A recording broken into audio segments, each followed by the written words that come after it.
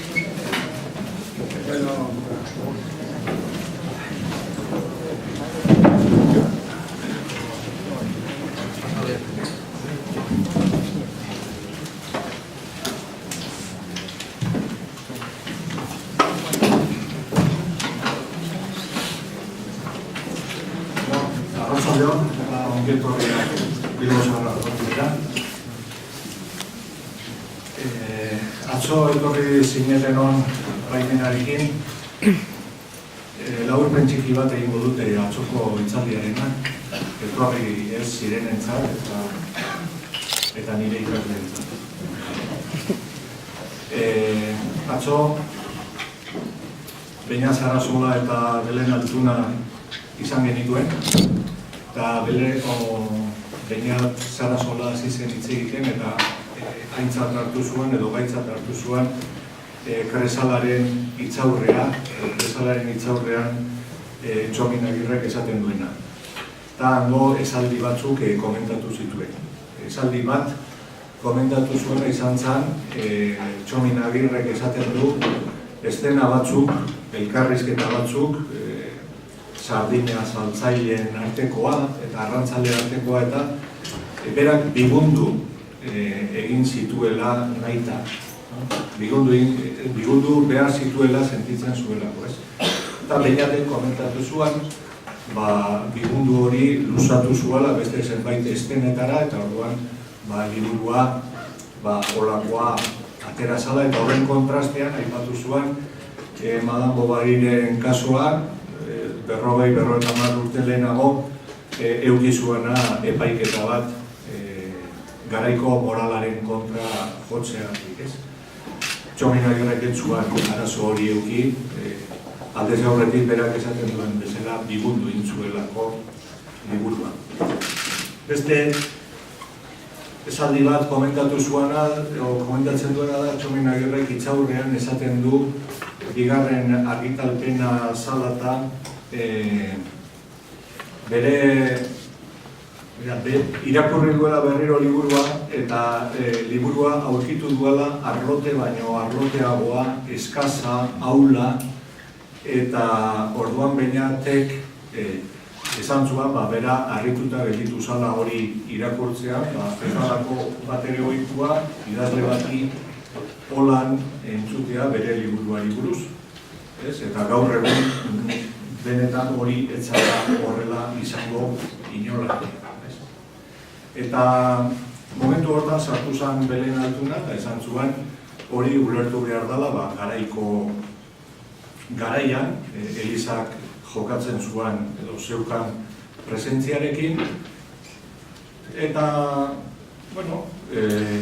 ez zala hain arraroa. Ez zala hain arraroa zer hori Txomin Agirre eta Elizak bere ADN-ean zeramatela garai hartan. Eta orduan ulertu behar dela horrela. Horiek atzukoak eta gaur bigarren hitzaldia Bernardo Txagarekin. Nik beti eskerrak ematen dizkiot etortzeagatik. Eta gaur igual esker gehiago edo handiagoak eman behar dizkiot, gaurko lana uste dut zailagoa dela. Ez da euskal kulturaren agei buruz hitz egitea, ez da autore gutun bati buruz hitz egitea. da, segurazki, beragandik urrutien dagoen idazle bati buruz eta obra bati buruz hitz egitea, eta hala ere onartu du gure eskaera, eta guk eskerrak eman behar. Mesedez, amatatu telefonuak, eta bukatzen egunean zuen txanda izan. Arratsaldeon orduan, arratsaldeon guztioi eta eskerrik asko etortzeatik. Gaurko hitzaldira, ez? Gotzen naiz aurreko hementxe bertan emandako hitzaldian, aipatu nola William Blinken poema bat,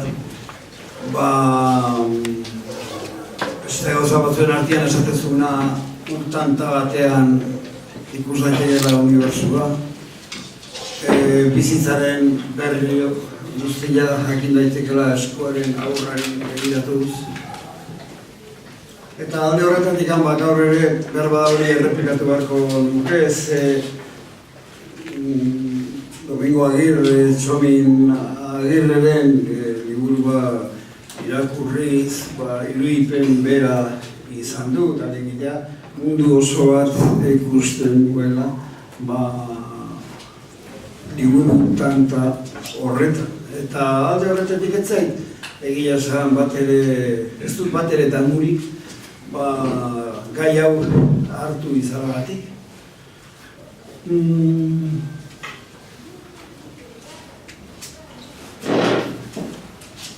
Txomin Agirreren Kresala argitaratu zenean, 1988ko edizioan alegia. Edizio hori antolatu, apailatu zuen Jon Arretzek dio, itzaure egitakoan, zenbatek idatzia zuten egile horri buruz, zenbatek Kresalari buruz, eta ez zuela halako esperantzaik, ez zuela behar ezer gehiagorik esan. Orain dela 10 urte, gertatzen da gaur egun hasi ni honetaz pentsatzen eta konturatu nahi segituan jarraitu egin duela lanak, gehiago idatzi dela, eta beraz nik esateko modukuak agian urritu egin zaizkira. Aitortu behar dut hasieratik. Asko erabili dudala, oso argigarria izan zaidala, lagungarria, argigarria,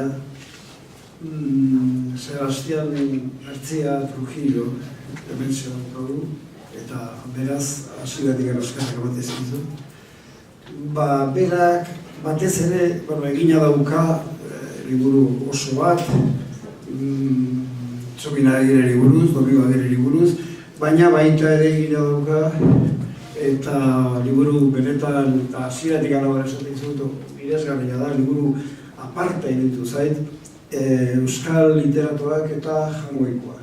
Eta hor dago, hasieran azterketa bat, azterketa zehatz bat, azterketa nagusi bat, Txomin Agirreren, Domingo Agirreren, kulturak eta sermoiak, eta hor ze nolako ideiak azaltzen diren, eta nahi oso ondo etorri zait, hori ikustea, zure oharrak hori ikustea. Oso ondo etorri zaizkit baita ere, zu bildutako gutunak.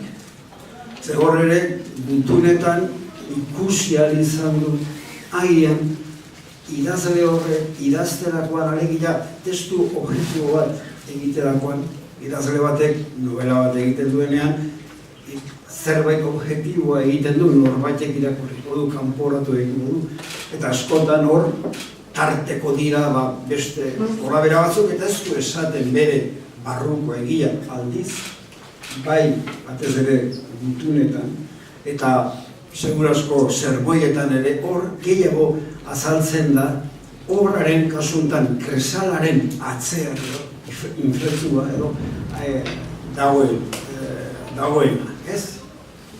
Bueno, orduan alde horretatik oso lagungarri izan zait, eta hortik agertu naiz, eta nire pentsamentuak hortik joan dira. Horrekin zenbat 14 intxarroekin zenbat intxaur gelditu zaizkidan gero, agian bakarrik dago. Esan dut, abiapuntua oso gona izan zait, baina bukaera, ez da egitu horrenbestekoa izango danik. Gero, berriro diot sarrerakin bukatu baino lehen, eta oso ideia beharrezkoa da, geota beharrezkoa, hori da guk Agirreren novela hori begiratzen diogunean, edo Agirreri berari begiratzen diogunean, guk hori asko esaten da, inglesez egin behar du, berandik zehar ikusi, guk ispilu horretan zehar ikusi behar dugu. Ikusi genezake ispiluak behar, novela honek, ezagun kasuetan esan daitek ez, naturalista denezkero ispiluaren konzeptua dauka, ispilu honetan ikusten dana, baina baita ere guk ikusi dezakegu ziar joan eta ikusi dezakegu zer dagoen horren atzean. Alegia, zer esaten du bizitzaz, zer esaten du munduaz. Hau dio, ze geota zabalduago dago, eskolak lan handiak egiten ditu, baina guztik ez ditu ondo egiten. Eta orduan, gaur egun halako uste badago, eta da literatura dala beste zein nahi ikasgai bezalakoa, hori da lauetatik bostetara ematen dana, gero, amaiketatik amabita, ez dakit, gaztelania ematen dan bezala, edo kimika ematen dan bezala, ez dakit. Ez dut uste hori horrela da, nik uste dut, idazki batek, liburu batek, literatura batek, dana hartzen du, hartuko du ondo, hartuko du ezki, baina hartzen du dana, eta da, bizitzari buruz egiteko bide bat, gogoeta egiteko bide bat, ikasteko bide bat, eta munduari buruz egiteko ere, jakina, eta honekin bukatzen dut, hori dena egiten du liburuak irakurlearen baitan sartu eta irakurleari esker, azken batian irakurlea hartzen du, eta horretik esaten begiratzen du, ikasten du, esaten du nagatik, ikasten du, susmatzen du nagatik, ikasten du hor ikusitako zerbaitek berari zerbait ekarri duelako gogora, eta oso nik uste dut, da ekintza konplexua irakurtzarena idaztea bat. Orduan, eskarrik asko deitzeagatik, Pedro Alberdik, eta egon lasai, zenetan oso pozgarri izan zaidak egin dudan bidaia. Ikusiko dut, zuentzako ere pozgarri izan da, azken. Goazen poliki. Literaturak eskuak behar ditu. Liburuak, hobeto esan da. Liburuak eskuak behar dituzte. Joan behar du idazlearen eskutikan, joan behar du irakurlearen eskura. Eta bidai hori oso bidai luzia. Batzutan mundu osoari buelta eman behar dio, liburuak esku batetik bestera iristeko. Eta esku horien artean, bultzatzaile horien artean, nagusiena, indartsuena, da ideologia. Batzuetan ez dirudi, batzuetan hala dirudi ez da hola, liburu honin edo haren atzean aizerik eskuri bultzatzen ez da hola ideologiarik. Egila baldin bada, nik 60 urte baino ditu dela, zinez esaten dut, beti da hola ideologia liburu baten atzean. Eta segun asko, korronte nagusia, baina esaten dut, korronte esku nagusia, bultzada nagusia, ideologiatik datorrela. Otakari bat esateatik, parentesi bat egitetik, ea neurari nintzen liburu bat irakurtzen. Liburu horretan aztertzezan nola egin ziren pelikulak, eta horren harritu nintzen, ni gaztetan 14 urtekin andoko zineman ikusitako Greenpeace, Txapela Berdeak, Pentagonak eta John Wayne bideratu zutela, jakina, pelikula hori Vietnamgo gerraren garaian, handikan, Estatu Batuetatik Andoaingo zinera ekartzeko zalantzarik gabe hor dago esku boterezu bat, eta esku boterezu hasten da, abia puntu badu ideologia. Ideologia ez gaitezen nahastu. Ideologia esaten dut zentzurik arruntenean. Esaten dugu horrek ideologia nazionalista dauka, harek ideologia sozialista dauka, besteare fascista dukizuen, zentzu horretan esan nahi dut. Ez dut esan nahi munduaren konzepzioa, ez. Esan nahi dut politikan erabiltzen den zentzuan ideologia. Gaina, ia beti politikoa da.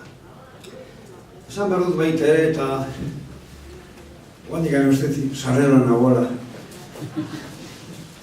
Ez da pensatu behar, askotan nire honek garen pensatu izan dut eta esan ere bai batzutan, ideologiak eragina duenik, ideologiak obra baten kalitatean eragina duenik, inola ere. Izan dezake ideologia asko. Egon daiteke liburu bat, novela bat, tesia, egon daiteke ideologiaz kutsatuta, eta harare, esan beharrik ez da, baina azpare gogoratu egin nahi zuen, harare obra hori izan daiteke, maila askotan, obra handi bat, alegia, pensarazten diguna, munduaren ikuskera bat ematen diguna, gure bizitza argitzen laguntzen diguna, mundua, unibersoa ezagutzen laguntzen duena. Eta gaur, gaia denezkeo, Domingo Agirre, Txomin Agirre, alegia, idazle bat, esango dugu eta kristau bat, aipatu nahi nuke, bi etorrez ezkin burura, biak asko gustatzen zaizkia dalako, badakigu Chesterton, idazle katolikoa izan zara.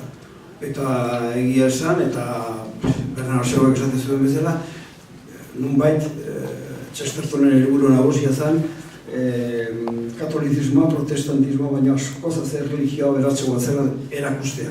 Bai? Hoi esaten zuen Chestertoni buruz. Litekena, baina horrek ez dio zer kentzen. Chestertoni idazle bezala, idazle zoragarria da. Barra egiten duzu, beste batzutan suspensea dauka, pensarazi egiten dizu eta bat. Bigarrena, esango dut alde honetan, eta espero dut zuentzako, batzuentzako behintzat informazioa izatea, nik zego asko, ez esango, gehien, baina izugarri gustatzen zean idazle bat, Andre bat, Flannery O'Connor. Flannery O'Connor, Amerikarra zan, zetu batuarra, Irlandan jatorrikoa, eta ni banekien katolikoa izan zala, baina nun uste bere gutunak irakurri ditudan arte, zala katolikoa, teologoa ere, eta idatzi zula katolizismoari buruz, kardenalen mailan, ez nahi dut, kardenalekin eztabaidan eta horrela. Eta guztiz ere, eta fede egiten zuen, Flannery O'Connorren liburu bat hartzen baldin baduzue, gizon zintzo bat ez da errexaurkitzen, esate baterako, hartzen baduzue, harrituko zarete, kosta ingo zaizue, lotura egitea, zeku daukagun estereotipoak katolizismoa idazle katolikoa buruz, frantsesei buruz, italiarrei buruz, era bateko dalako, kosta ingo zaizue, lotzea ideologia hori, gero Flannery O'Connorrek idazten duenarekin. Nire ustez, idazle lehen mailako izan zen. Eta hola, bukatu da sarrera, eta poliki ideologia eskua, bultzatzaileak, oidenako guan hartuta, Domingo Agirre edo Txomin Agirre erantzen. Eta horrena, Bertrand Barrer aipatu behar dut. Ez da lehenengo aldia Bertrand Barrer aipatzen dudala. Politikari frantsesa izan zen, iraultzaren ondoren jardun zuen luze, Pirineotako ez dakit OTP, baina izan zen horko diputatu asko idatzi zuen. Esate omen zen bere garaian, hori irakurri diot, Robespierre bezala asko laguntzen zinola jendiai buru bagatzen, lekua mozten, baina Barrerek oso modu xuarien eta osuan egiten zuela, zer oso izlarik ona zen. Barrer ilustratua, Barrer da liberala, Barrer da erlijioaren aurkakoa. Eta pentsatzen du, Bertrand Barrer honek, baina 1780an Bera, txosten bat egin zuen, rapor, barrer, izena du, eta txosten bat egin zuen ze erakutsi behar zen, ze hizkuntza erakutsi behar ziren Frantziako eskoletan, baizu hor Condorcetek, eta egin zuten horre eskola mundu universala, mundu guztiak izan bat zuen eskola hartzeko eskubidea, eta eskola hortan zer erakutsi. Barrer egin zuen, justu, hizkuntzei buruzko txostena. Eta dio, ez dela eskolaetan erakutsi behar, ez bretoierarik, ez atarratzeko zen, ez euskararik, ez italierarik, ez alemanik, eta ez zen hori erakutsi behar, zatikan beak zion, le federalismo y la superstición parle ba breton. Federalismoak eta superstizioak be bretoiera hitz egiten dute, emigrazioak eta errepublikari gorrotuak alemanez hitz egiten du, kontrairautzak italieraz hitz egiten du, eta fanatismoak euskaraz hitz egiten du. Le fanatismo parlo basque. Eta dio gero, beraz, suntsiritzagun tresna horiek kaltea eta harimentzako edo, harimentzako zoretzun esango behar, buruentzako eta lotura besteik ekartzen ez duena. Hori izan zuen bakera. Esaten zuen baita ere,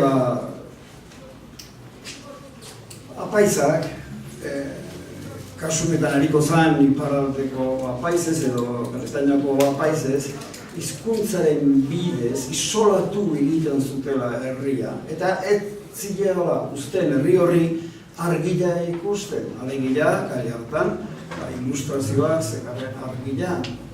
Eta argila, zuzen ere, frantxez hizkuntzaren bidez zetorrena. Ni beste, esango nuke, aurreneko aldiz, barrerri irakurri nunean, egia esan beste kezka batzun euskan. Alegia, euskararen defensa, eta orduan esaten nuen, eta alaxea dirazita iratzire egin dut, jakina, barrerri itzitzen joan dezer gustatzen, da ezan frantxez, ez alemana txarra, italiara txarra, dana txarra, eta orduan euskararen txarra. Alegia, bere erra, ez zala hizkuntza txikitak askar batekikoa, baizik eta zala, frantxezetan hizkuntza, baina, gerora, askotan nola izaten da, horretik liburu esaten dut, pensarazi egiten dizute, eta ez da nola egin lotura bitxi bat, nire buruan, eta lotura bitxi hori izan zen Daniel Andarten. Ez da kontestu batekin, edo beak esan dago zerbaitekin. Daniel Andartek behin esan zidan, irakurri dira, apaiza, beren etxera etortzen zenean, bazkaltzen zuen apaizak, eta gero, goxua emango zioten, eta orduan geho lokartu egitezen. Eta orduan esatezun, ze lotxaberaren zat, goatzezan nian, be famili guztia maian eserita, denak zai, noiz esnatuko zan apaiza. Bueno, esan nahi nuke hor ikusten da, lako menpekotasun ikaragarri bat. Lotura hori izan zan nahi bat zuen burure etorri zitzaidan aurrenekoa, baina gero, lotura asko egiten hasten zara, eta kontuatzen zara, basate baterako zer izan dan, gure herrietan, batez ere, erlijioaren eragin xarra, batez ere mundu afektiboarekin lotutakoa, eta batez ere emakumeekikoa, eta orduan etortzen zaizkitzu burura, esatako ezakizure herrian esan zutena, Andre bat orduan gelditu zen, eta orduan elizan arguiatu zuten, eta bolako gauzak edo ez orduan gelditu, zolako pekata hundia, baizik eta, dantza egin zuen mutil batekin, konsejupean arrasaldeko lautan, eta hori pekapikadak, eta bota egin zuten ezakin hundik, eta hori galako murmurio bat bezala sortu zitzearen buruan. Horren pesatu ez ote zuen arrazoi handi bat, Bertram Barrerla. Hora, genbiltzala, alegia bere buru bat ani, hora genbiltzala, hor nuen ikusi nuen liburu hau, gero ipateko dut gehiago. Hau da Jose Miguel de Beranderan, diario personal, volumen 2. Eta, gero ipateko dut behar bada, askotan haitu dozue, maskaraz da hitz egiten dut, liburu maskara bat, kanpotik begiratut, ematen duen eta izango gara liburu bat, behar berrezkoa eta praktikoa, eta horrela konturotzen zea barru, dena eskuzagoa, eta horri alderdik ezin direla ulertu, eta etzean lupa bat egin azten, orduan ez da horretarako zorionez, gehiena interesatzen zaidan orrialdea, nahiko letra handiarekin datzukun idazi zuen, badaleran Jose Miguelek, eta orduan irakurri egingo dizuet. Ze, izbatean, bera kontatzen duenak, biak 1953ko gertara bat da, Axular omentzeko asmoz Saran alako monumentu txiki bat edo plaka bat edo jarriko dute, eta orduan horri buruzko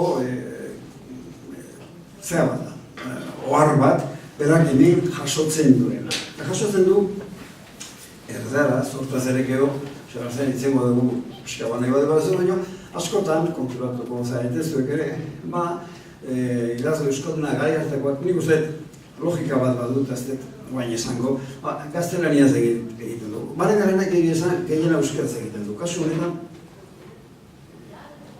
egiten dugu baita, erderaz. Eta dillo, mila bederazio da berrogeita egin, eta dillo, día 3 domingo, hoy ha sido descubierta la lápida conmemorativa del tercer centenario de la publicación del Quero de Pedro de Axular. A las 9:30 de la mañana se ha celebrado una misa diaconada en la iglesia parroquial de Sara. Ha predicado el cura del pueblo explicando quién fue Axular y cuál su obra. Entre otras cosas, ha dicho que el vascuence es un muro que defiende contra la invasión de muchas malas costumbres e impiedades y que los defensores de esta lengua hacen una buena obra en favor de la religión en nuestro país. Después de la misa ha tenido lugar delante de la puerta meridional de la iglesia la ceremonia de descubrimiento, etc. De modo que, esan ere, barrerek esan zuen bezala, bi mendele nago edo gehiago, euskera, Axular, murru bat izan zen, murralia bat izan zen, ohitura txar, pekatuaren aurka. Batean, eritzi bera. Aurrerago bideo honetan, nire buruko murmurioak eta hasi nintzen begiratzen eta guain areago, itzaldi jau aurrian eukalaik eta konturatu nintzen, ia esango duke 20. mendearen ez dakit 1920, alegia garai hartako bizkaitarrak, alegia sabindarrak, nolabait boteria hartzen duten arte, Zominagirren atzeago gelditzen zaigu, ordura arte euskeraren, euskal kulturaren, euskal herriaren komatxo artean defensa guztia egin zutela integristak. Eta integristak esaten dudanean ez dut izen laguntzat erabiltzen, itzago baizik erabiltzen du, integristak zirelako alderdi integristakoak. Eta juventud integristakoak. Eta hasi orduan hori zen, eta pixka bat harrituta gelditu nintzen, zein nolako lerro zuzena dagoen ia. Horren zan Cándido Nocedal, gero Ramón Nocedal, gero Juan Olazabal, Limeri, eta gero azkena ez alako garrantziakin, baina aipatuko dudan Jon Ignacio María Etxaide.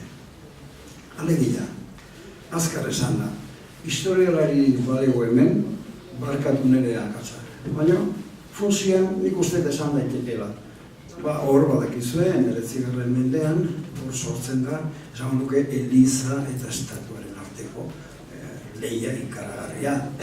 Leno Italian gertatu zana, eta santuaren, eta masoien artean, eta ordu hor, esango nuke azkar esan da, alderdi tradizionalista edo Elizaren aldekoa, hori da, badakigu, da karlismoa, eta karlismoak eukitzen dio alako eten batzuk, alako bereizketa batzuk, eta bereizketa horien artean bata da eskubialdea da delako partido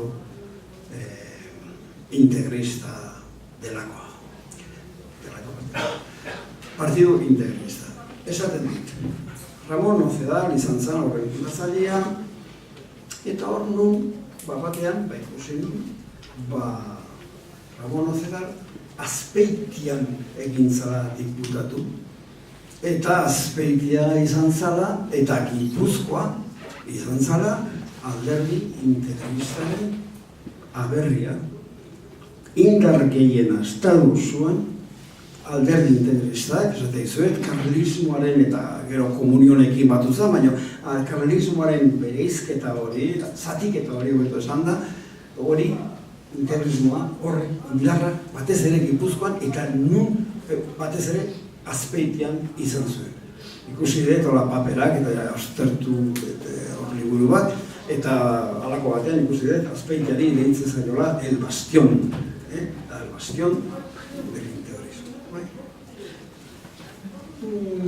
Hora irakurtzen Nocedalen testu batzuk eta horrela, eta irakustizkizuet ikuste ezagun zertaz ari garen, ze askotan izketan ari gehala eta zesanik ez iztabaidetan eta bar, izenaren atzean zer dago? Esate du tradizionalista, zer dago tradizionalista horren atzean?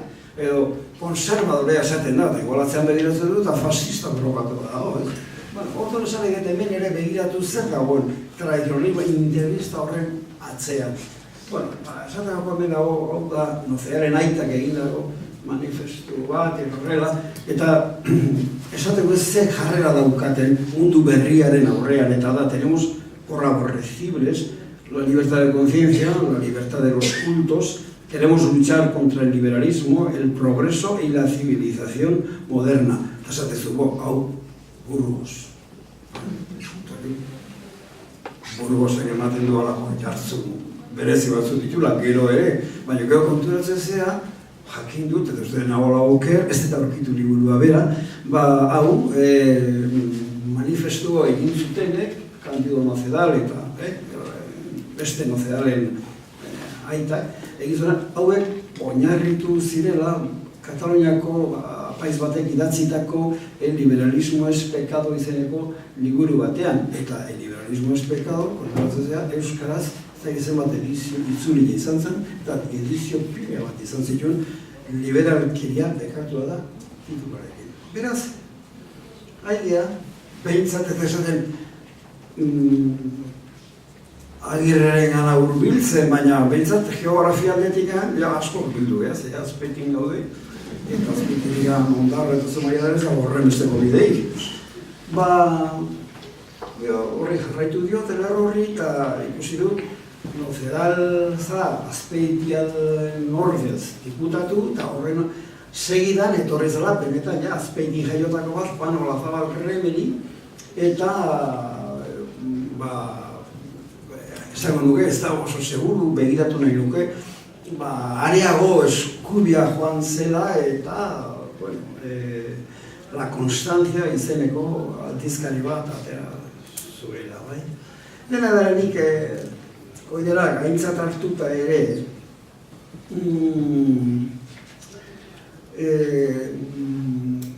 urrengo talde horretako, urrengo egile bat hartu nahi dut aintzat. Eta hori da, hemen, Ignacio Maria Etxaide. Alde batean, zilegi da, ze Ignacio Maria Etxaide izan zen etxeotako, ezontako, euskaltzen diko, bigarren, asko ondorrenean, bigarren lehendakaria. Eta baita ere hau esaten dut, ez ditzagun izan aurre iritzi tontuak, eta ez pensatu, iriak markatu. Ignacio Maria Etxaide dalako gizon hau baina ikusiko duzuen ustez egin ahal balitz graduazio bat temperaturarekin egiten dugun bezala eta esan dezagun batzuk direla 10 gradu reakzionario, ez datzuk 20 gradu eta beste batzu paroxismoraino iristen direla eta dira 50 gradu hemen daukagu hain zuten ere Ignacio Maria Etxaide. Uste dut ez dala sortu, baina eta horretik handi jo, zegona da aztertzia idazleak eta idazten dutena zuk Flannery O'Connorrekin bezala zuk egiten duzu alako aurre ikuspen bat eta iruditzen zaizu hau izango dela, ze esan duzunik, esan dezagun, herriko astea zuzuloko apaizero bat. Eta da, kontrakoa, eta Donostiako ingenieri bat, eta ingenieri lehen mailako ingenieria, liburu eta guzti dauzkana, batez ere bere espezialitatea, eta hori izan telefonia delakoa. Berak ezarri zuen telefono sistema guztiak ikuzu, bakarri batean etzan estatuko zuen, bezik eta izan zen, okerrezkanago, estatuko aurreneko telefonia sistema, eta berak ezarri zuen hori ikutuzko osoan, behazan, tekniko ikaragarri, ingenieri ikaragarri on bat. Aldi berean esaten zuen, hau zara, etorri, Zedal, Olazabal, lerro horretan, hor zan paroxismo daño eskubika. Integrista, zamarro. Ez dut esango oandikan, baina esan ningo dut. Nire hipotesia zein da. Domingo Agirre, idazlea, eskritorea, eta aipatuko dut, benetako idazlea eta benetako eskritorea. Mugimendu honen, ideologia honen, idazle gaur esango duke organikoa izan zen. Eta bere liburuak, esan dezakegu hau eta bestea dala, ez dakiz zer, oiturazkoa, berdin. Esan dezakegu dala euskal herriaren aldekoa, periferikoa da. Hau, liburu hau funtsean da propaganda liburu bat, ideologia horren propaganda liburu bat. Bai? Baina ipatuko deserian, ez da liburu txarra. Gogoratu, Flannery O'Connor hau, gizon hau, idazle hau, benetako idazlea zen. Gero esplikatuko du, ne ustez mundutek bere doainak. Eta hau, esan berrez gainera, eta aipatuko dut paralisi tiki bat egin da, nire hautzarra baino joan, eta irutiko zeizu harri jane bezue, baina egila da. 10 urte dituenean, irratian, nire herri niola, beste halako historia batzu kontatzen ziren, orduan, haien zain neola, batean oso desatsegin egin zitzaidan zerbait entzun duen, histori bat, urtiak pasata gero, kontuatu ditzen zala Garoako pasarte bat. Eta izala somorrostroko, eta intzitzeran, ez da gitzargatik. Ze orduan mandikan ez daukar nioloko ideologiarik, baina egin zitzetan izugarri desatsegina. Eta Agirreren testu bat zala jakin urean, pixka darbuiatu egin nuen, oso, ez dakit, agian kalentura neukan ez. Deko lorretik ganean hain. Bueno, hori da, ala da guztiz ere, etorri eta pensatu gehiago, eta iruditzen zaitu oso idazgai. Ona, zala, bueno, bat esan da, doai ondiko idazlea izan zala, naiz eta ez, baina aldi berian, izan da, mugimendu guzti honen idazle organikoa. Zaberan esan barrun berba da, konturatu zaitezte baita ere, aigarela euskal munduaz, euskal hizkuntzaz, hizketan, eta aipatzen ditugula integristak, eta ez bizkaitarrak, eta ez alegia sabindarrak, oraindikan ere ez dira boterera, ez dira nagusi Euskal Herrian mundu horren inguruan, eta bakarra, nik uste dut, garai hortan, Sebasturi behiaz ez uztek, honek espero dezutan nire puntu dena hemen ez zehaztia, ez? Bakarra, nire ustez izan zen, Azkue digante bat izan zen, eta Azkue izan zen, segurasko, basarindar, behintzat, bizkaitar, behintzat etzan izan. Eta horrek, amorazio handia ematezion idazle organikoari, alegia, behar esatezun bezala, al reakzionario Txomin. Eta orduan, el reakzionario Txominek, behar esatezun, esatezion gutun batean, siento que tú no tengas, nun baita azaren bateuk izuen, Azkuek, orduan bezala, asko, euskal idazle eta langile hitzak goxo, baina urtekan aurrera zerreaz, eta orduan asko arazoak izan zituen Azkuek, eta orduan berari idazten diot esaten jo, siento que tú no tengas toda la protección que te mereces, No me cabe duda de que la posteridad te hará justicia, pero es posible que por ahora tengas que pasar aún por algunas amarguras. Hay tanto envidioso. Sábete, querido, que no hay un solo carlista que no te ensalce, pero en cambio los vizcaitaras, mucho por Euskadi, y luego a reventar a los que más hacen en favor del país. El grito por Euskadi, en último término, no es otra cosa que un viva yo en boca de todos los que lo profieren. Beraz, hor gaude kokatuta, bai? Hor daukagu gure Domingo Agirre, nuestro reaccionario social. Orain, nahi nuke zehazteko, hobeto kokatzeko, areago, estutzeko ideologia hau, Iriarteren testu batzuk irakurtzea, labur egingo dut, eta merezi dute. Berezia da baita, ez bakarrikan alako tekniko, alako ingenio guna izatea, alako razionala eta alako.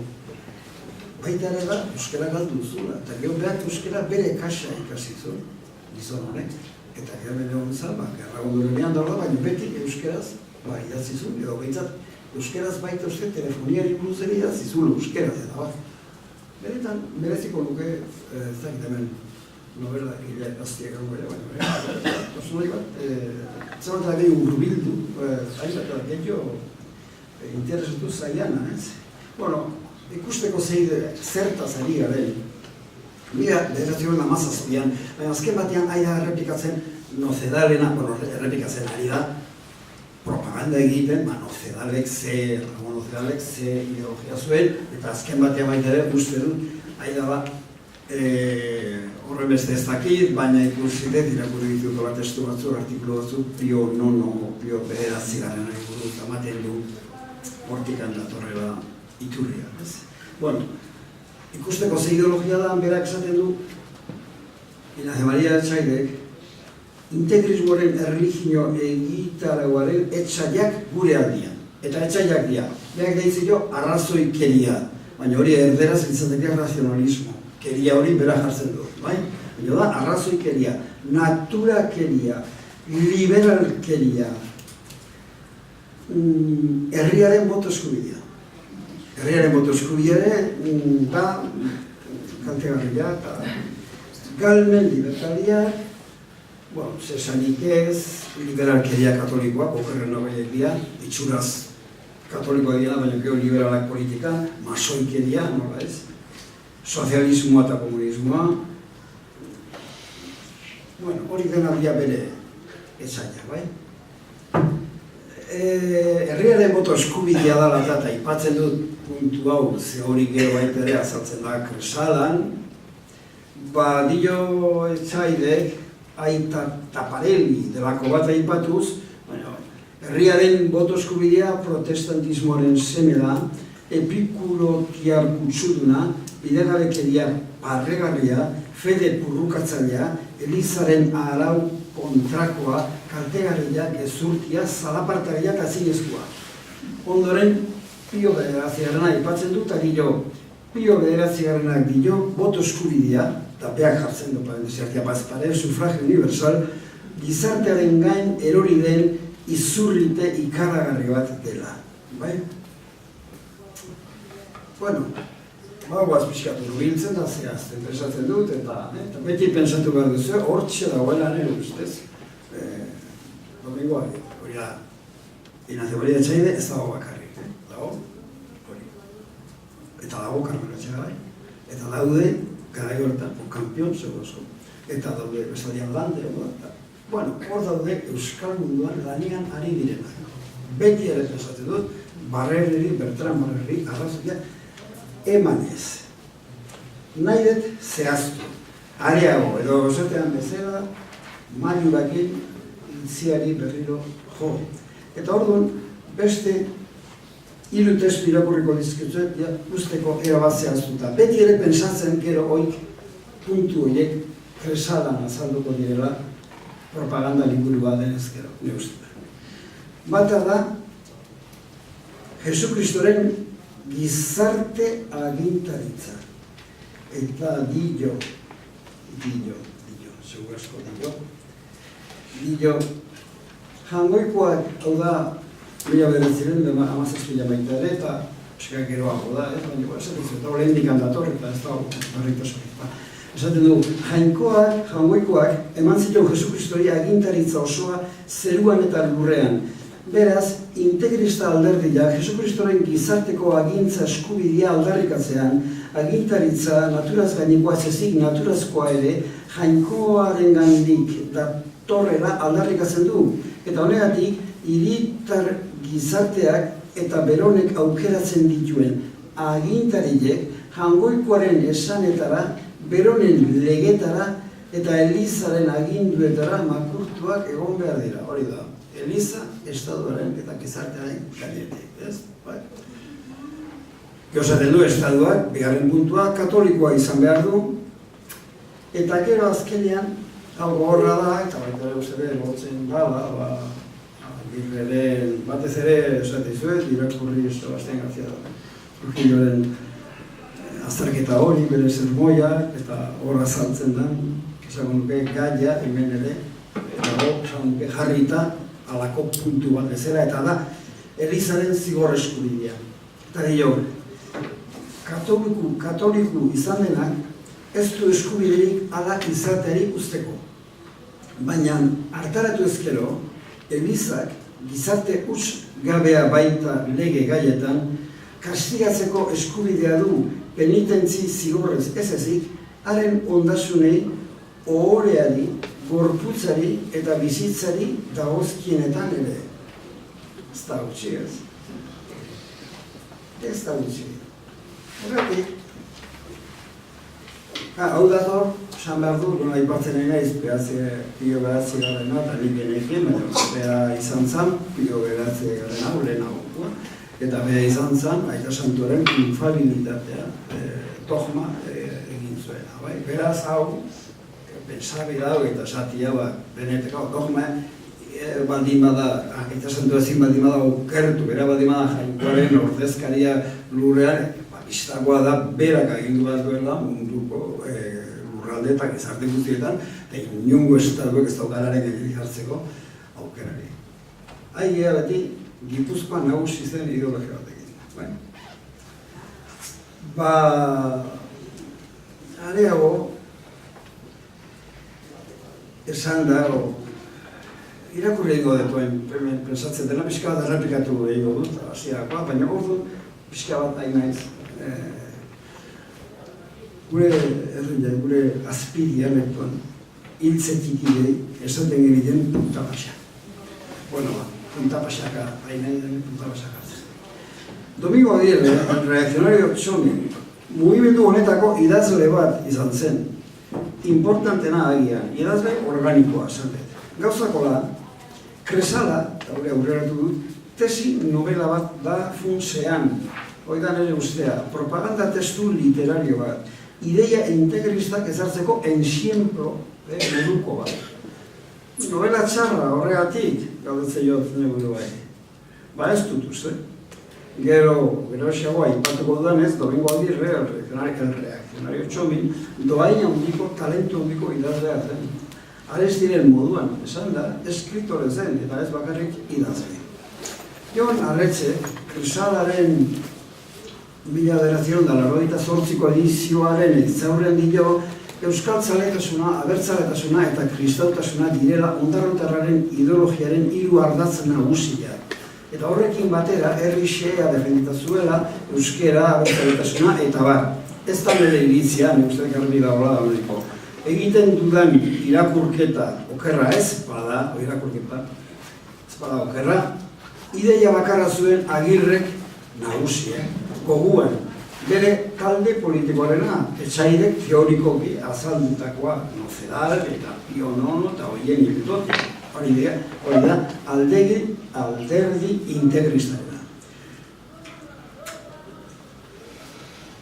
Beste hitzetan izango izateke hau, Aita Santuak eskatutakoa Elizari, alde batetik Elizaren nagusitasuna defenditu, hori da, gure Agirre, nahizuna, bere ondasunak defenditu, ez dira gertatu Italiakoa, masoiak endu baizeten, eta ez dira gertatu, areagotu liberalen desamortizazio prozesua.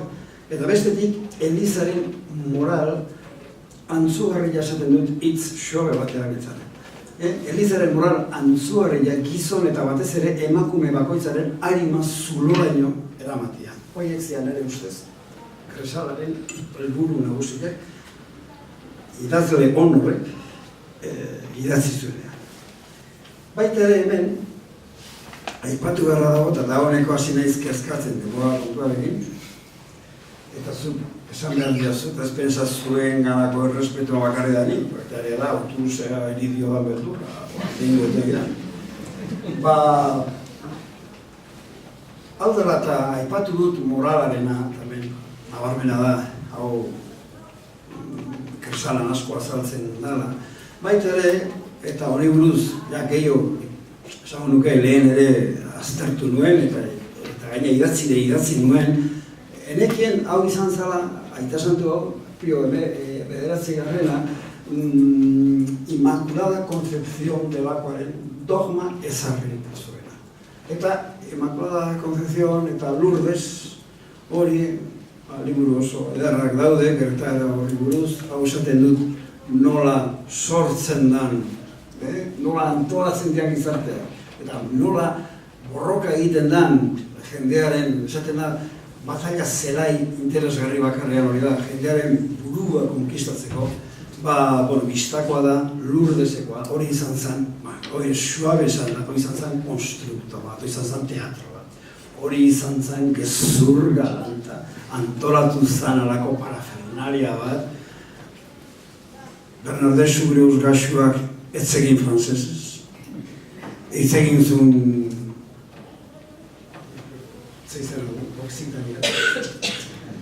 eta esan zuen ikusi zula, baina ez guatzen, baina una dama bilato in blanc, eta orduan pensatu zuen Frantziako Elizak ezin zala nolabait esateko ama Virginiaren mezurik iritsi Oksitanioaz batoan, eta orduan aldatu zuten hori eta itzegin altzizioten, jarri zuten frantsesez, etcétera.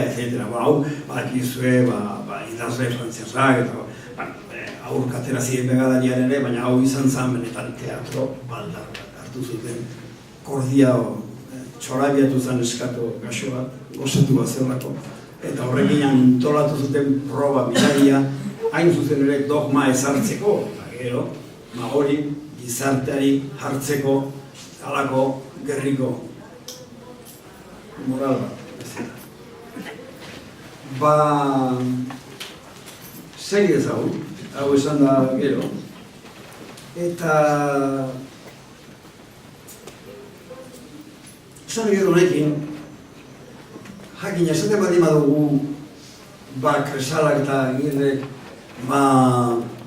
herri xea defenditzen zuela noski, ze Bilbon jendeatzen hainbeste guten ibizetara, Somorrostroara eta gutxio. Eta gainera, Bilboko jendea nubait dantzaldi eta asko batetan. Eta orduan, aukeran nahiago herri xea, bai. Hori da, ez da besterik. Esaten da, euskera defenditzeatik, ez ez esango, noski, eukiko zuen sentimentu euskari, baina, euskera kasu honetan, Ondarruko edo Zamai inguruko mendillak ez dela, alako murraila bat zan, barreren zentzuan berriro ere. Hori, esan nahi dut sustantzia inguru honetan, ideologiaren esku horrek, sustantzia zala, berriro esan da, mundu ikuskera hori, integrismoa, politika integrista, beheratzen, bai? Eta, nun daukatu hain. Aipatu nahi nuke bain puntu bat,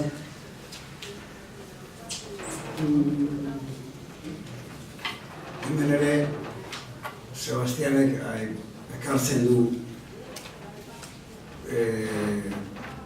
haure polita, Brigida Tarren komentuan Txobin Agirrek emandako sermoia.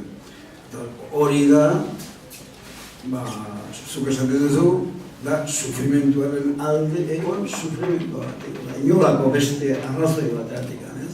Eta orduan, adibide bezala jarri, Brigida Santua, ez dakit, sufritu nahizuna kostaren kosta, ez? Jaga bat zeukan, eta izten bat imazitzaion, argizaia botatzezun, ez izaion ikitsi, eta horako gozaten. Bueno, hori eredu bezala, hori txomine dedikatzen du zehortan. Eta ez dakit hau zu badakizun, zebaz baino, nun egon zan Manueleko ona, gerra garaian behan aia tirokatu itzituzten fascistak. Manueleko ona ezan integrizat, baina oso urbili izan, horre egon zan. Eta nork jarri zuen leku onaren egun dukaten musika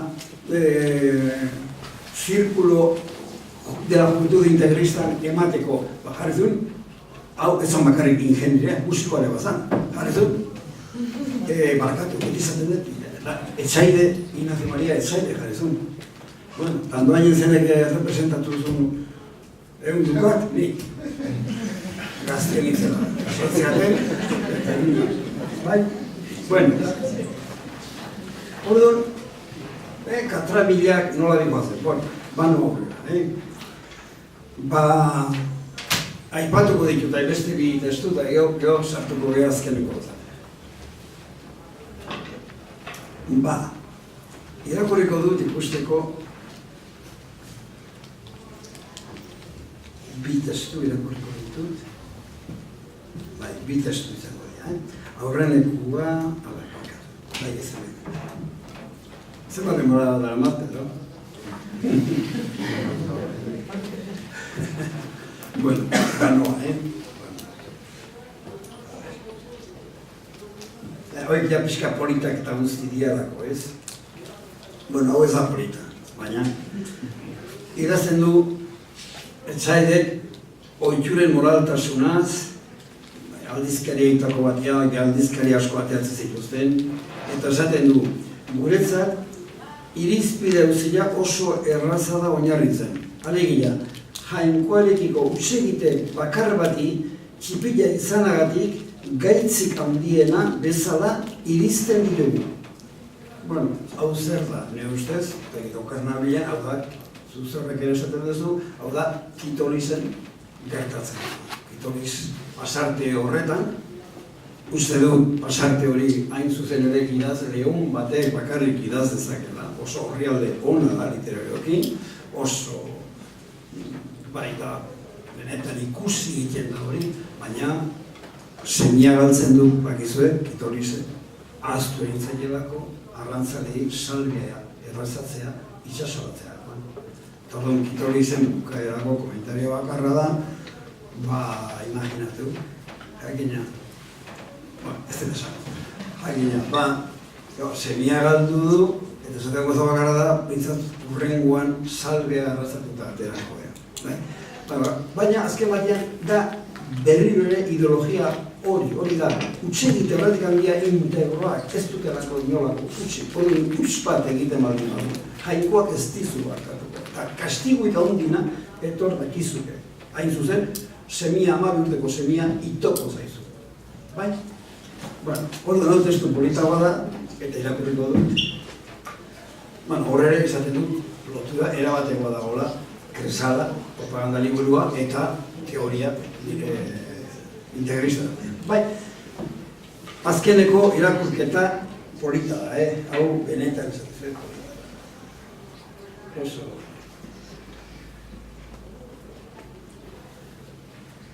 Liburu, aita ematen zer egin behar du, nolako ideologia horretan dagoen batek, edo zein behar du gizarteak, eta esaten liburu, eleberri, aldiroko eta albistari ez. Zer da biblioteka bat, batetzen dugu? Ignacio Maria Etxaide. Zuen bibliotekan etzazue eleberririk eduki. Eleberria bibliotekarako itxusgarria da, txit apala izanagatik. Ez dago eleberri honik, naiz da egilea ala izan. Den-denak denbora galdu azten dute, zentzu ona nahastarazten eta gizonak erromantiku eta goi buruzale, behiratzen dut, goi buruzale zer da, goi buruzale da, idealista. Goi buruzale egiten. eleberritan 89% amodiozkoak dira, kristau batentzat gairik galbidetsuena, naiz eta zuhurtasunezari eta gizaseme benatsu zer da? Hidalgo, gizaseme, benatsu bati inolaz ez dagokiona. Zerbait eduki hitzekotan, ilezkor iritzitako eleder egintzak eduki, esate baterako Kijotea Eneasena, polita da, Eneasena, txominek ere Eneas oso nozatuz zen, jainkozko komedia eta bat, baina tatxatu ezazue horietan itxurazko ez den guztia. Kijoteak 11 aldiz gehiago balio izango luke zaldun kaperaren adurribilea abenturak lotuko balitzaio soilki, hauek baitira ospagarriak eta miresgarriak, eta alde batera utzi, Josila baitago, hainbat eta hainbat kontakizu parregarri eta egiantzik gabeak. Denak amodiozkoak baitira eta batzuetan oso gordinak. Etenaldi hauek eta Kijoteren tantar, eta bai, orduan, hemen nabarmentzen da noraino ideologia hori oinarritzen da edo daukan ardatzena, sexu, azkar esan da, sexu fobia, ez da hemen eakutsi dudana bakarri, baizik eta irakurtzen badituzu hor berak, jende honenak, esate baterako ze lehia izan zuten, gau pixkat ezago ginen nindera daian, ze lehia izan zuten alde batetikan sabindarrak, bizkaitarrak eta bestetik integristak, sabindarrak, bizkaitarrak abantaia hartzen zuten, zetikan aukeratzen zituzten obratzean mutilentzako eta neskentzako. Eta integristak bakarri mutilentzako zienak. Eta ze gertatzen zen, oso obra gutxi zeudela mutilentza bakarri. Eta orduan, halako gutunak egin zituen unek, eta egin zituen esan, zozein beharko dugu, idatzi obrak edo, bakarri mutilak egin ditzaten, bai? Bueno. Gau, esaten dut korolarioa, baina, esan beharrik ez dago. Barregure ematen dute oso batzuk, baina pensatu ezkero egun jaietan. Ego Carmen, basaretik hartuta sartzen zituzten Brigidataren bat ezauken. Eta Carmelitetago neskatuan, edo Domingo Agirrek, reakzionario txominek hitz egite zuen herrietan, sermoia joan da, sermoia etorri, agilean ez dago alako barrerik. Eta, esan nahi dut, ideologia hau izan baliz, alako extravagantza bat, eta bakarrik alako takin nola ez, teatrotan, baina ez, ikusuan agindu egite zuten ezazuela hori bai? Bueno, da padrano. Aigea ideologia eragiten dula obra. Ideologia batek ematen ditu idazleari gogua, helburua, indarra, obra bat egiteko. Baina hori da existentziaren lehen unea bakarrik. Existentzia guztiak, bakizu egon dauzko, dia sozialak, egon behar du bigarren momentu bat, literaturaren kasuan, egon behar du obra bat, mailan egina, idatzi baina gero, egon behar du hori kalean, egon behar du gizartean, hori egon behar du dendetan, imprimatu egin behar da. Bai? Eta horretan ere, eskua, berriro ere, ideologia da. Eta ez zaitezte harritu, zerbait berritu behar gure azkeneko gizarte honetan, eta esango nuke azken urteotan, eta Espainia esatezak nazioetan, hori izan da ideologia. Nik uste, azken atintan, nabarmendu dara ikaragarri, obrak bultzatzen dira, ideologia jakin batzuen arabera. Hori da, bistak bat ez ditut adibidea garriko. Baina, Txominak ere egira, nahi zen ezkero, ikusten da, ideologiak ere eskua ematen dio obra bati, baita gizarteratzeko unean ere, ideologia kideek ematen diote, ez? Orduan oso gutun, ne ustez, interesgarriak dira, zatik amaik ere esan behar, hau Txominak direnen alde, benetan idazlea zan. Ez dut ezagutu egundo, idazle bat, bere obragatik, aldik eta gehiago borrokatzen ez dut. Hori da idazlearen ezaugarri bat, ez? Esate baino idazle bat ikun behar dula belauniko urkiolaino, bere liburuaren erreseina lortzeren joango da. Bueno, holako ezan baita Derecho Minagirre, eta orduan egite zituen aleginak, noski egite zituen bere kideen artean, eta batez ere, Carmelo Etxegarairekin, eta idazten dio esate bateroko 1907an, mi querido cortesano, esate dio zergatik, Etxegarai diputatu zarako, gara hartan. Hoy te envío un ejemplar de mi Cresala. ¿Querrías hablar de él algo en la Gaceta o en el Nervión? Como lo he editado por mi cuenta, es natural que quisiera venderlo. Bueno, ahora euskalidad de benetakoa da. Izajuak, dirua jarri bado, galdu. Bigarren kutuna, Ceviso Belian. Carmelo, queridísimo, 1.000.000 de gracias por tu cariñosa y animadora epístola de anteayer. Si sabes seguro que el doctor Carus dirá algo de Cresala en la Gaceta del Norte, creo que será mejor que escribas tú en el Nervión, como de más circulación que el Porvenir Vasco. En el Pueblo Vasco me parece que escribirá Gregorio Mújica, a quien remití un ejemplar del libraco, esate yo.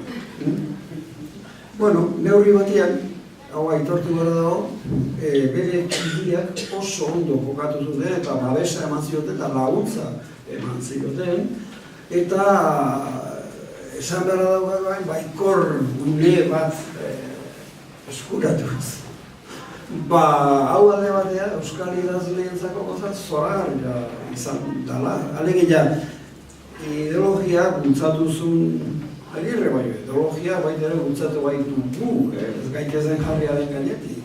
Eta horregatikan, pentsa, orain dela, hainbeste urte, eundazten bat urte, idatzitako, argitaratutako liburu batek, hemen gaude, liburu horri buruz izketan, zu, erabaki dezu, liburu horri buruz hitz egin behar degula, irakurketa batea, hongo da Arriagan, eta hori Agirrerekin gertatu dana, gertatu dan besterekin ere, eta beste idazle eskorekin eta bat. Behin eman unitzaldi bat, hemen kanpoan, beste euskal idazle batzuk zuten, Getianeko Sakristiak, eta orduan esan nuen, oso urrutik egin. Eta esan nuen, nik uste, eta beste jende bat zen entzuten, nik uste, hola segitzen baldin badugu, ez da egongo munduan, euskal idazle oso zoriontsua hori. Zatekan, oso zaila da esku horiek, kasu honetan ideologiaren eskua, kasu honetan berrian ez da ideologia revista izango da, euskal zalea nahi bat duzu, edo zalea nahi duzu bezala deitu, bakigu, oso bitxia da, alako iraupen soziala lortzea liburu batek zein besteak. Oso zaila da. Esate baterako, Espainian, noski, ideologia gara, bi esku hori eta bi momentutan bultzatzen liburuei. Baina, zenbatek jasoko dute opari hori gaztelaniaz idazten dutenen artean. Euneko batak, bueno, hala izango da. Nik uste, Euskal Herrian, gutxio euneko laro gehiago.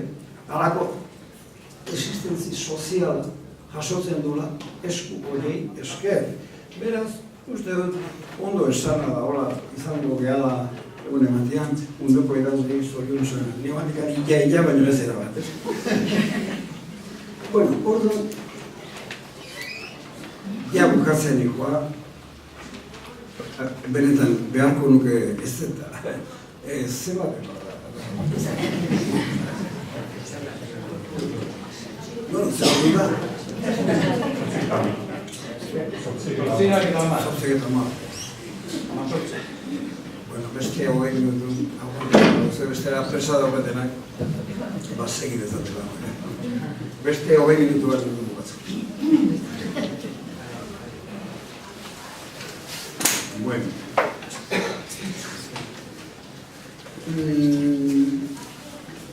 Egia da, Zubin Agirreri bere kidiak eta ideologiaz bat egitu zutena behakin, lagundu ziotela. Gero egia da, badagoela hor beste alde horretan jendea esate jogun multzo hori, eta gero jende horren ordezkari diran eta politikari esate jogun hori, eta horiek, egia esan, ez orduan, da zeu asko ez doain, ez dute halako pozik ematen, eta orduan idazten dio Carmelori Agirrek, eta esaten dio eskerrak egin duen iruzkinagatik, eta esan Dios nuestro Señor, que todo lo premia, ha de galardonarte esa buena obra, con la cual habrás contribuido muchísimo a que se expanda el mísero libraco. Yo no sé lo que se habrá vendido, ni quiero saberlo por ahora. Me da miedo preguntarlo. En Zumaya, por supuesto, nadie ha comprado un solo ejemplar y solamente se lo han leído los que he regalado yo. Tengo, sin embargo, esperanza de que me tomen bastantes nuestras corporaciones provinciales. Me dijo ayer don Eusebio Aranguren que la Diputación de Guipúzcoa de seguro tomaría 100 y si me imita la de Vizcaya sería para mí un gran alivio. No te olvides de remitirme el borrador de solicitud de tabar. Takeo, rengo gutunean dago postdata bat. Ya has visto que la Diputación de Vizcaya solo me ha tomado 25 ejemplares de casa. Azkuek bere omenaldia egin zanian ondarroan, Azkuek. Hilda dago Domingo Agirre, eta Azkuek, beretan Azkuek oso gizon estima gara egin ezagatu. Zenbat da gehiago zagutu, modun estima gara egin. Eta dio, bere itzaldiaren bukaeran dio Azkuek. Beste zerbait ere badakart, irakurgai hauxe berau argitaratu zenean, behar zanez iragarri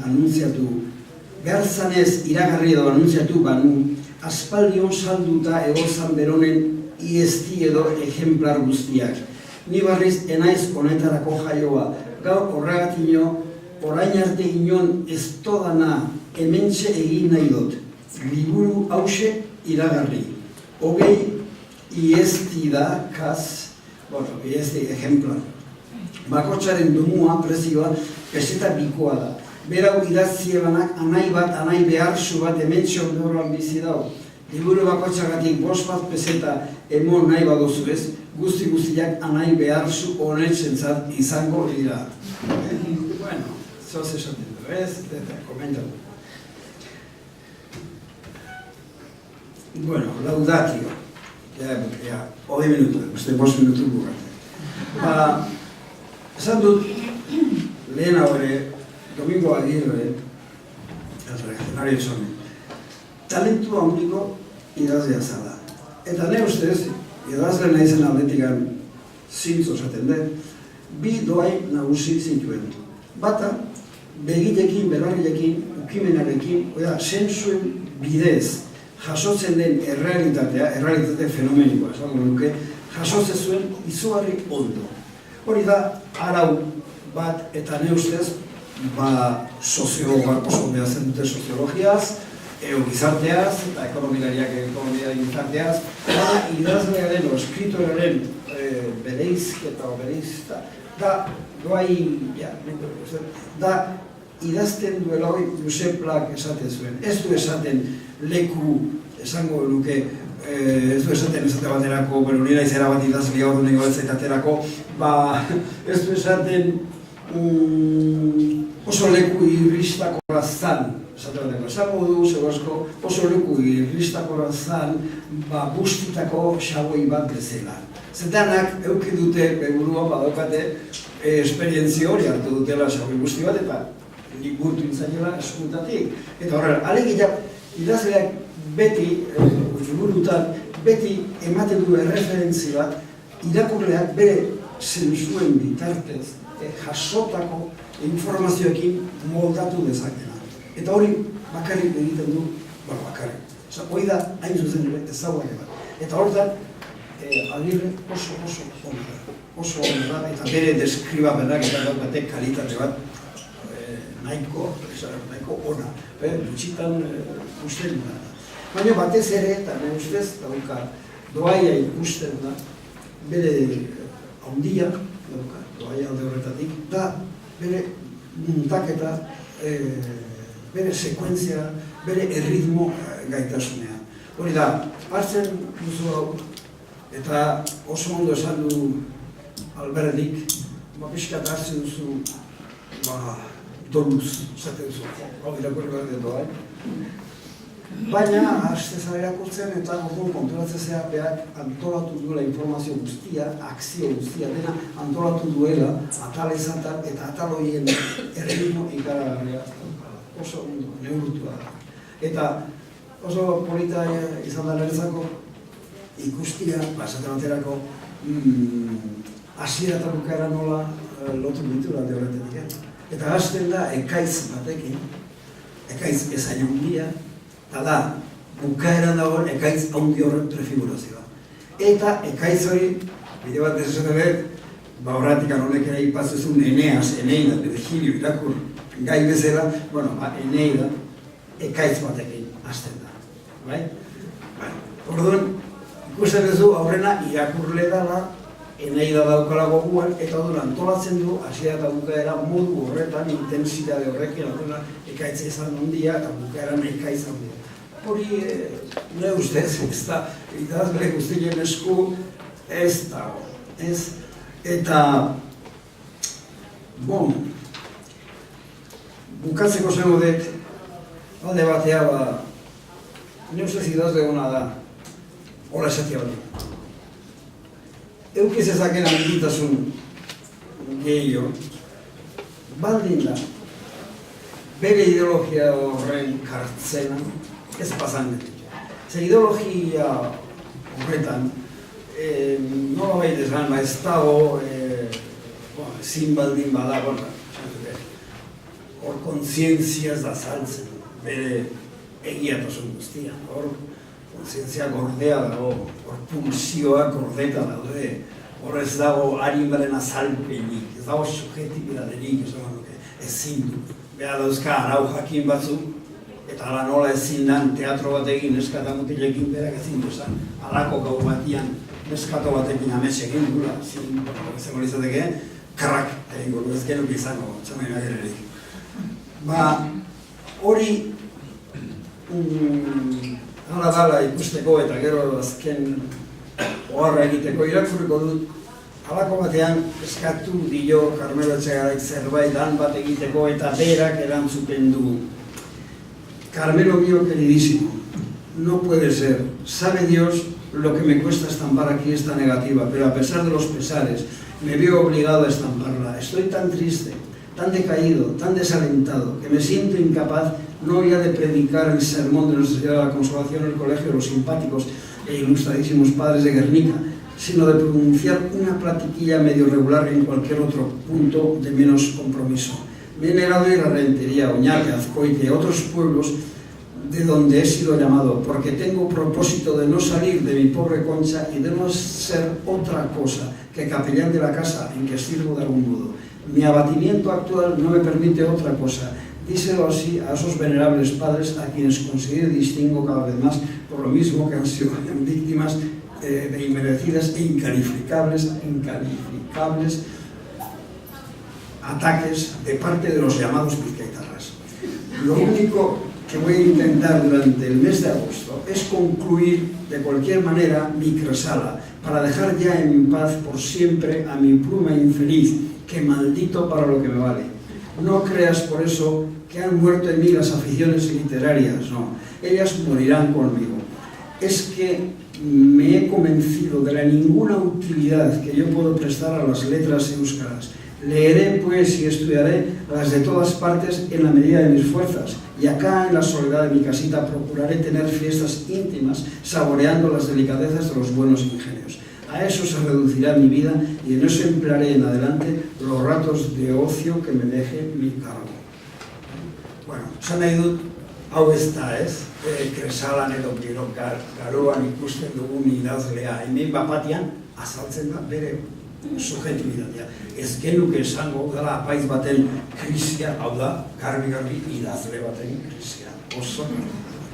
Eta alde batea da, ikustia olako maila, zuen persona, eta hau esan behar dez, akademiko asko entzun dite, progrei. progrei entzun diket esaten, euskal literatura, 1940 denak apaiztuak izan zian, eta zuk esatzen pentsatzen zukoan apaiztuak, segur asko zu baina 10 aldiz inteligentea bat zira. Ondu zibilizatzen zer esaten zu. Esan nahi dut hemen ikusten da, eta argullo askotan euskal literaturari egiten zaionat, egiten da kanpotik eta benetan, etxaitzat dauzkauna, ez dugu gune uste, oita horrein bezaz onartu behar oako argullorik, esan nahi behar, esaten badi bueno, hau kapelautxo bat izan zen, bueno, ez zen izan. Zan, persona komplexua, oso zirkunstantzia berezitan, ideologia benetan, itoarri batean murgilduta, giro baita ere esan beharra dago, Zumaia, bostare bakarrik, irakurri behako paraitu ditolako, inork ezko ale bat erozte, benetan krudelkeria bada, Zumaiarrak zeki zertan aia. Bueno, orduan esan nahi dut, alde batetik errespeto bat behar diegula. Eta, bueno, bi pentsatzen dut, esaten zuen, honekin bukatzean ikoa, esaten zuen, Pedro Alberti, hemen jarrera kritikoa erakutsiko duela, bueno, esango duke autokritikoa, batez ere, zertik gara iruditzen zait, agian, gaia eta hobeto pentsatu behar duela, lehenago ze, hobeto ingo nuen euskal kulturaren defensa, esan egin da. Bueno, ni autobus hamarretan bat eratzen zait, orduan bitartzen egin.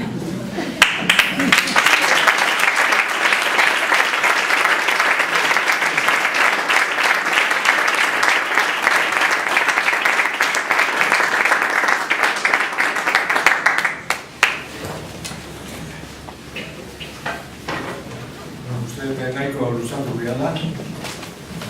Aldera urgenten bat badago, bale, eta bestela bihar arte. Bat bakar da, askoek dirua itxieban hiltzerakoan. Soldata desente samarra irabazte eban. Zertan? A ver, nibizte gora nabezi. Askoek, dirua da askoa da, izanian. Eta soldata irabazte eban. Soldata Azko, Soldata irabazte. askoek. Askoek, Soldata zertan? ez da egin. Kapellau zan Ibarratarra besteak beste. Eta Ibarratar batek hiltzerakoan Deustoko Kaba etxea nahi zuen utzi Euskaltzandia epintzeko eta bar asko, Baina, kebetariko batek, eso es para mí. Rafaela Ibarrak. Para montar yo, no sé. Esango nuke euskal kultura eta euskal literatura atea da aurrera kostara. Esan nahi dut, ez dago ipatu hau, pixka pasa egin haiz, baina Zumaia batean inork ez badu erosten, bertan, hainbeste urte pasaditun eta beren bizitza kontatzen duen ondarrokoan, benetan, esan nahi dut, idazleak hor, ala nola, ideologiaren aldetikan esku handia daukan, bultzatzen dion eskua daukan, gian esku hori ez dago, ez dakit, ez esan nahi askoik, baina bertzei azuz esan nahi dudan, hemen jendei gabe, irakurleri gabe, ezin da izan, eta idazlea, normalean oso pobreizia, oso bezki. Idazle batek, enikoa, bezala fantasma etortzen zaizki, baina, geho gizarte uste du, bai Zumaia hundi hau Euskal Herria benetan, ez da jartzen, Euskal kultura lan egiten nahi dienen lekuan, ez da jartzen. Ez du, benetan, askotan entzuten ditu gauzak, eta neharkian pensatzen dut, ze gauza, ze indiferentzia. Oso, egoera hori ez dut nahi izan, horre gainean aregot. Orduan, askoek lan egitea Ibarraterrekin kapela, bueno, bide batez, nahi badu norbaitek ni kapela ez dela jotea betxa joan. Uzara egin, joan gona eta hoi, puntu, egunen batean, ez itzaldi bat, Angel, baizik eta psikodrama bat egiten. Ordu noi danak esango ditugu argi eta garbi. Nik oain ezin dut itzegin, seinalatu inbarko nolako, eta goz asko zamarko dituzkelako, eta ez da zera, baina psikodrama bat egiten dugunean, ikusiko dugun nola, erredan, euskal kultura eta nola edan estra lanak egiten, eta hemen, nukara eta horrein bukatzen dut adibidea, ikusteko zer dian eskura. Eta nik ez esango izenik, baina zu jarriko jozuen bat. Eta da, asko irakurri du Vitoria Ocampo. Onzun bezaltzen du, zan dama ikaragarri bat. Idaztezun inglesez, idaztezun frantsesez, idaztezun gaztelaniaz, argentinako zan, eta zan aberatsa, baina esatik ez da modu batean. Vitoria Ocampoak zer egiten zuen. Diru bakin, eramate zituen Europako idazleak, eta mundun idazle, Frantzia zan munduko, esan duke, zentrua. Idazle frantzesak eramate zituen Argentina, eta oaxantzi zizkientzak, eta horien artean, Roger Caillois eman zuen, hor zundo tratatu zuen, eta Roger Caillois gero izan zen Borges itzuli zuena, eta Frantzian haunditu zuena. Alegia, eskuak horra da biltza. Baina saiazuzuk, Euskal Herrian hor kanpoan baumen ditugu, gure gatikan da. Hau da eguna, eta esango izuet, hau da eguna. Atearako dudana, egure bat ez da batuetan, eta eskatzen dit argitaletxeak. Eta zein esan dizainak egu, ze esku dauzkatzu hemen? Esan dut, eskuik, ez doka batean. Alegia esan dizut, eskuena eta antola bezakit ulertzea zuz esan edo, zakareka hortan dira, ez. Esan edo Euskal Idazlea, Dabil, gantza, psikodraman esango dudan bezala. Baina beste bat, hori izan dizuenik, pensatu gaztiak, pensatu soldatein ez da denak, hain eiz idazle profesionalaz beti, irakaslea beste bat. Beste hauzi bat. Bueno, psikodrama